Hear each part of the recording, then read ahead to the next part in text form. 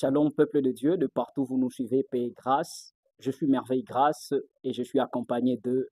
Deborah Kassongo. Alors, nous sommes là dans le cadre de l'émission Pasteur, que pensez-vous? Et aujourd'hui, nous avons l'honneur de recevoir un éminent homme de Dieu dans la ville de Kisangani.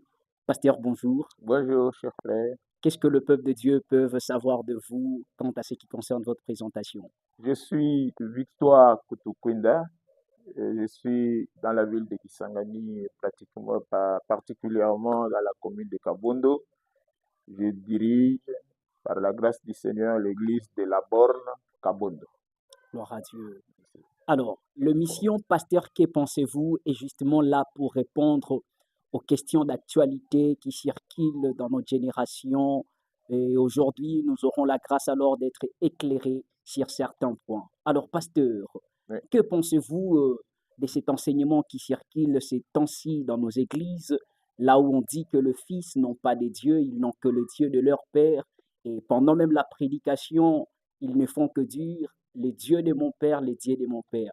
Et on comprend pratiquement que le Fils n'a rien à dire par rapport à la connaissance de Dieu, si ce n'est que le Dieu de son Père. Alors, c'est quoi la pensée biblique par rapport à vous et ce que nous pouvons connaître aujourd'hui? Bien, merci, cher frère, de l'opportunité que vous m'offrez dans le cadre de votre émission pour pouvoir apporter certaines lumières par rapport à ce que nous vivons aujourd'hui dans les églises, ici à Kisangani particulièrement, mais aussi dans toute la République démocratique du Congo, où on le voit beaucoup et on entend beaucoup par rapport à cette problématique du Dieu, du Père, du Fils qui n'a pas Dieu. Je dis que aussi bien que j'encourage, que je dis que les fils doivent aimer leur Père, doivent avoir de la déférence vis-à-vis d'eux, comme le dit la Bible, on le recommande la Bible dans Hébreux 13. Mais cet enseignement est en train de nous amener en dehors de la pensée biblique surtout dans la Nouvelle Alliance. Jésus, qui est venu pour nous montrer le Père, un jour, les apôtres, ses amis, ses disciples lui posent la question, lui demandent qu'il leur montre comment il faut prier. Et dans sa prière, il dit, quand vous priez, Jésus, qui est un peu comme le Père de ces gens, il leur dit, quand vous priez, dites notre Père qui est aux cieux. Il ne leur dit pas, dites le Père de notre Seigneur Jésus ou le Père de notre Père Jésus. Non. Jésus est dans la pensée que le Dieu qu'il a enseigné aux disciples est au même type son Dieu aussi. Donc son Dieu, il est aussi le Dieu de ses disciples. C'est pour cela que la pensée que moi je soutiens, c'est que dans la Nouvelle Alliance, nous ne prêtons pas aux autres notre Dieu. Même si c'est nous qui leur avons apporté la parole, même si c'est à nos pieds qu'ils sont en train de grandir dans la connaissance de la parole de Dieu, nous ne leur prêtons pas notre Dieu de sorte que nous pouvons l'arracher quand nous le voulons. Non, nous leur partageons notre Dieu de sorte qu'il devienne leur Dieu aussi au même titre qu'il est notre Dieu. Donc il peut faire des choses directement avec ces gens. Nous devons faire attention avec les temps, avec les alliances. Dans l'ancienne alliance, c'est vrai qu'on trouve ces références où les gens doivent parler du Dieu de leur Père, ainsi de suite. Mais dans la nouvelle alliance, l'alliance qui a été inaugurée par la mort et la résurrection de Jésus-Christ, cette histoire n'existe pas. En tout cas, je ne trouve pas de fondement biblique qui puisse continuer à nous faire croire que nous devons rester dans cette histoire. Nous devons apprendre à évoluer avec la révélation de la parole du Seigneur. Dans la nouvelle alliance, aucune part vous trouverez les pères de l'Église imposer à leurs enfants de commencer à dire le Dieu de Paul, le Dieu de Pierre, le Dieu de ceci. Non. Paul les réprimande d'ailleurs fortement dans la parole du Seigneur. Il veut que nous puissions faire référence directement à l'alliance de Jésus-Christ qui a ouvert la voie pour nous tous. Nous pouvons venir et nous qui prêchons la parole et ceux qui acceptent la parole de Dieu, nous pouvons nous approcher de Dieu au même titre comme des fils de Dieu, pas forcément avoir besoin de références des hommes. Dans la Bible, la seule fois où on trouve dans les prières des gens des références aux hommes, c'est dans Acte 19. Ok. Et dans Acte 19, ceux qui font référence, ils sont en train de chasser des démons et ils parlent du Dieu de Paul, du Dieu que Paul prêche. Ces gens avaient raison de faire référence à Paul parce qu'ils n'étaient pas connus de Dieu. C'était des gens qui étaient étrangers à la vie de Dieu. Donc, mais tout celui qui croit en Dieu, que son Père lui a prêché, peut faire référence directement. Il doit faire prévaloir l'alliance dans laquelle il entre par le sang de Jésus-Christ, que l'alliance d'un certain homme qui lui aurait prêché la parole de Dieu. Waouh, waouh.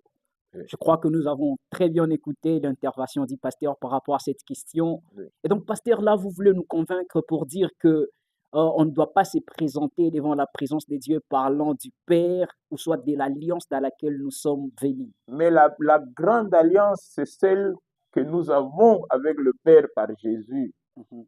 C'est pour ça que la Bible dit, même lui-même, Jésus dit, quand vous venez au Père, venez en mon nom. Quand vous venez avec des demandes, faites ces demandes en mon nom.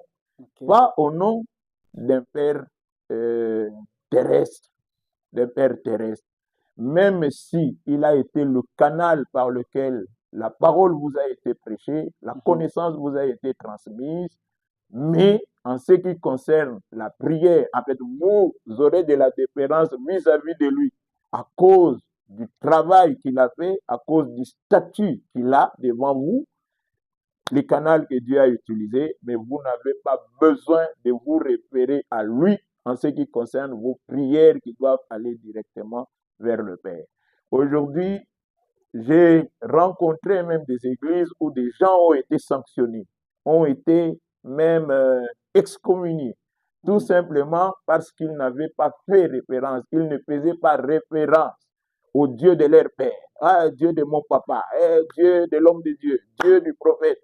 Moi, je suis aussi père, j'ai engendré beaucoup d'enfants dans le Seigneur et même dans le ministère.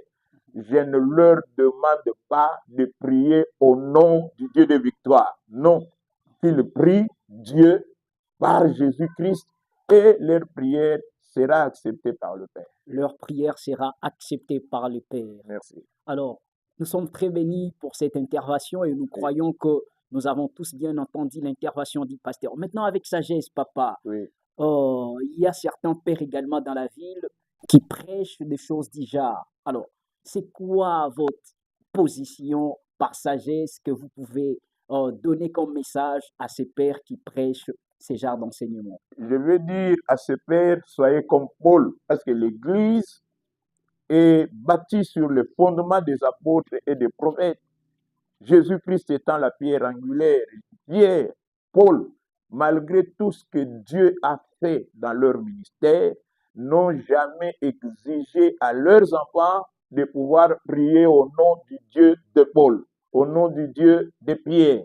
Ils ont voulu les amener à croire à la personne centrale, à la pierre angulaire en fait du message de l'évangile, Jésus-Christ. Et quand vous vous approchez de Dieu par Jésus, Dieu vous agrée, Dieu vous accepte. Nous sommes dans une alliance où la porte a été ouverte. N'importe qui par Jésus peut s'approcher de Dieu. Le voile a été déchiré. Nous n'avons pas besoin de notre intermédiaire parce qu'en fait, ce que nous voyons, c'est que ces pères veulent se positionner comme étant des intermédiaires entre leur Fils et Dieu. Mais la Bible ne nous enseigne pas ça. La nouvelle alliance ne nous montre pas ça. Le seul intermédiaire qui existe entre Dieu et les hommes, selon 1 Timothée 2 au verset 5, c'est Jésus-Christ, homme. Pourquoi? Mais le verset 6 le dit, parce que lui a été le seul qui a offert sa vie en rançon pour nous tous.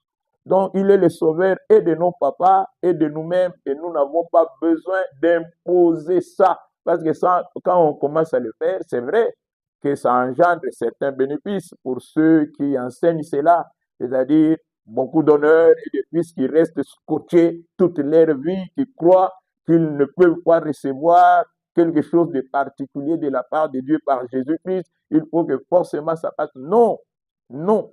C'est-à-dire, aussi bien que j'encourage au fils d'avoir du respect, de la déférence vis-à-vis des personnes qui les conduisent dans le Seigneur et qui les enseignent, mais je n'encourage pas de continuer avec cette pratique qui nous éloigne de la vérité de la parole de Dieu. Maintenant, les uns et les autres prendront ce qu'ils voudront. Il y en a qui peuvent être frustrés à cause de cela, qui peuvent considérer ça comme étant une incitation à la rébellion. Ce n'est nullement une incitation à la rébellion, c'est un retour aux vérités fondamentales de la parole de Dieu. Seul intermédiaire entre Dieu et les hommes, Jésus-Christ. Et nous tous, et ceux que nous appelons Père et nous tous, nous sommes tous au même titre, fils de Dieu, qui devons nous approcher de Dieu par Jésus-Christ. Pasteur, que Merci. pensez-vous alors de toutes ces prophéties qui circulent dernièrement dans les églises, surtout dans les réseaux sociaux, où les hommes de Dieu prophétisent sur les autorités?